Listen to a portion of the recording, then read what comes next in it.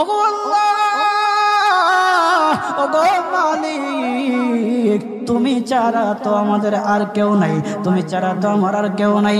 আল্লাহ গো, তুমি যদি মাফ না করো কে আমাকে মাফ করবে? তুমি যদি মাফ না করো কে আমাকে মাফ করবে? তুমি যদি আমাকে মাফ করো তাহলে তোমার কোনো দিকে কমবে না, তুমি যদি আমাকে মাফ না করো তোমার কোনো দিকে বাড়বে না। আল্লাহ গো, তুমি আমাকে মাফ করে দাও। সারাটা জীবন অন্যায় কাজ করেছি, সারাটা জীবন নাফরমানি করেছি, আমার কাছে কালেমার দাওয়াত কম আসে নাই, আমার কাছে কালেমার দাওয়াত কম আসে নাই, আমাকে লোকেরা কম বোঝায় নাই। ওগো আল্লাহ,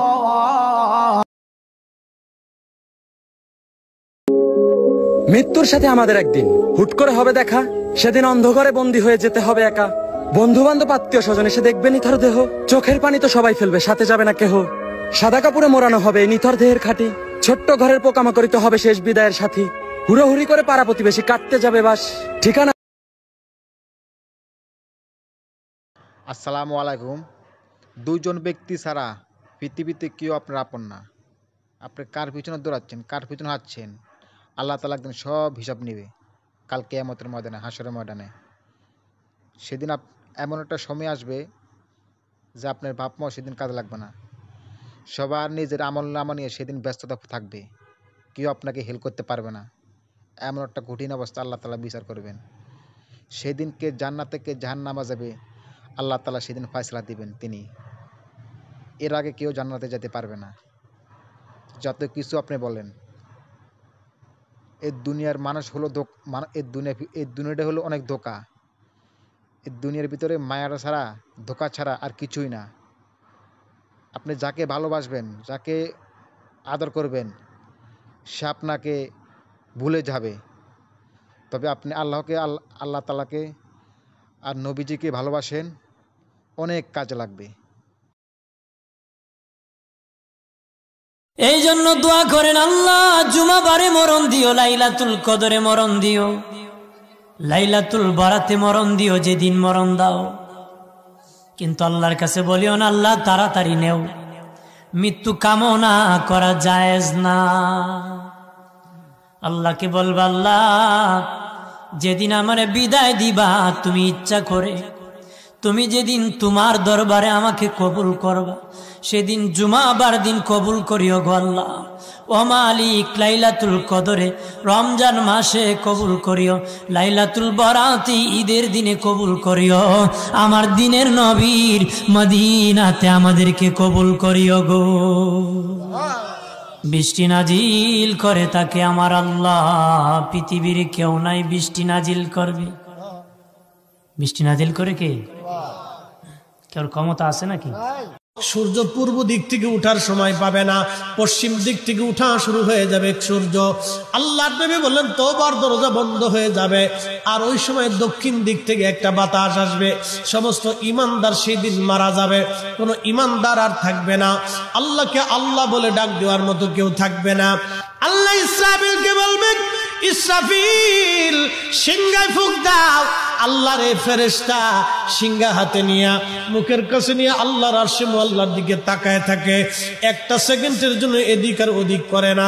কখন রব হুকুম দিবে সিংহায় ফুৎকার দেওয়ার জন্য, যখন সিংহায় ফুৎকার দিবে, কুরআন বলতেছে ইদাস সামাউল ফাতারাত, আকাশ ভেঙ্গে ভেঙ্গে ভেঙ্গে ভেঙ্গে পড়তে থাকবে। ওয়া ইদাল কাওয়াকিবু তাসারাত, সমগ্র নক্ষত্রগুলি ভেঙ্গে ভেঙ্গে ভেঙ্গে ভেঙ্গে। আসসালামু আলাইকুম ওয়া রাহমাতুল্লাহি ওয়া বারাকাতুহু। মানুষ যখন মারা যায় সে সর্বপ্রথম ঘুমের ঘরে ইন্না লিল্লাহি ওয়া ইন্না ইলাইহি রাজিউন এই জিনিসটা সে শুনতে পায়। তখন সে চিৎকার দিয়ে কান্না করতে থাকে, আয় হায় আমি কি সত্যি মারা গেলাম নাকি? সে স্বপ্নের মাধ্যমে সব কিছু দেখতে পারে। এবার সে চিৎকার দিয়ে কান্নে, আয় হায় আমি কি স্বপ্ন দেখলাম না সত্যিই কি মারা গেলাম? সে অনেকক্ষণ বিসমিল্লাহির রহমানির রহিম।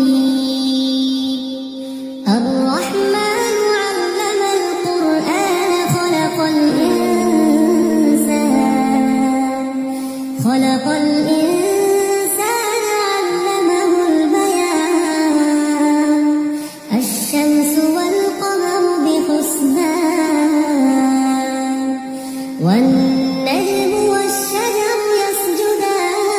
আপুদের বলছি, গরিব ছেলেকে বিয়ে করবেন, অশিক্ষিত ছেলেকে বিয়ে করবেন, কালো ছেলেকে বিয়ে করবেন, কিন্তু কখনোই চরিত্রহীন এবং নেশাখোর ছেলেকে বিয়ে করবেন না। ছেলে গরিব কিন্তু পরিশ্রমী হলে তার উন্নতি হতে পারে, ছেলে অশিক্ষিত হলেও পরিবারের দায়িত্ব নিতে পারবে। কালো হলেও সমস্যা নেই, কারণ ছেলেদের সৌন্দর্য তার গায়ের রঙে নয়, ছেলেদের সৌন্দর্য তার টাকায়, তার পরিশ্রম ও চরিত্রে।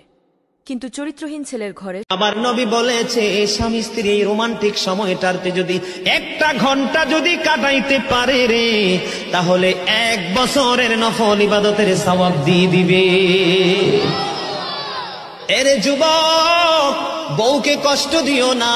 স্বামী স্ত্রী যদি কিয়ামতের দিন কমপ্লেইন করে, তুমি যত বড় মোল্লা সাহেব হাজী সাহেব হন, নসিবই জুটবে না।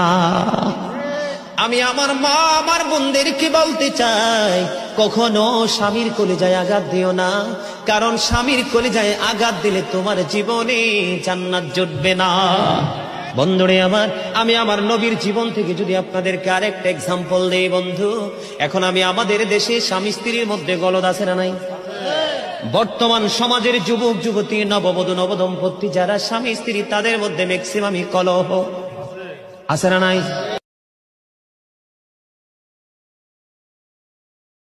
আজরাইল রে, জান কবজ করে এত কষ্ট আগে জানতাম না। আজরাইল, আমাকে একটু আসানের সাথে তুমি জান কবজ করো। আজরাইল বললেন, হুজুর, আসমানের নিচে জমিনের উপরে আপনার চাইতে সহজভাবে জান আমি কারো কবজ করি নাই। আল্লাহ আমার উপরে করা নির্দেশ, আমার হাবিবের জান কবজ হবে সবচেয়ে বড় আসানে। হুজুর, আমি যদি আপনাকে আসানে জান কবজ না করি, নবী গো, আল্লাহর লানত আমি ধ্বংস হয়ে যাব। ইয়া নবী আল্লাহ, আমি সেই ভয়ে আপনাকে আসানের সাথে জান কবজ করতেছি। হুজুর গো, আপনি নবীর আগে এবং পরে এত আসানে কারো জান কবজ হয় নাই, হবে না। আল্লাহর নবী ডেকে বলে, আজরাইল, জান কবজ এত কঠিন, এত কঠিন, আমার কাছে কষ্ট হয়।